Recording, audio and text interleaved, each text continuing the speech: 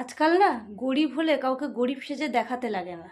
সে ছেঁড়া সুতির জামা কাপড়, চটির মধ্যে একটা সেফটি পিন লাগানো, রাস্তা দিয়ে ওইভাবে চলাফেরা করা, লোকে দেখে বলবে এই একদম কিচ্ছু নেই, একদম গরিব ভিখারি। তা নয়। এই যে আমাকে দেখছেন, আমাকে দেখে কি বুঝতে পারছেন? আমি গরিব?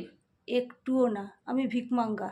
সকাল থেকে উঠে বাড়ির লোকেদের কাছে হাত পেতে 2 টাকা দেবে, 5 টাকা দেবে, 10 টাকা দাও না, দেখো না খুচরো আছে কিনা, 20 টাকা তাহলে দাও না, এরকম করে আমার দিন চলে। কিন্তু আমার শখ সাজ সাজা গোজা, জুতো চটি শাড়ি কাপড় লিপস্টিক চুড়ি টিপ, কোনো অভাব নেই। এই জন্মেই সব শখ পূরণ করব যেভাবেই হোক। তাতে আজকে নিজের দুয়ারে মাগছি, কাল যদি আরও কারোর কাছে চাইতে হয় চাইবো, কিন্তু সব শখ পূরণ করার চাই। কেন বলুন তো? আমি পরের জন্মের অপেক্ষা করতে চাই না।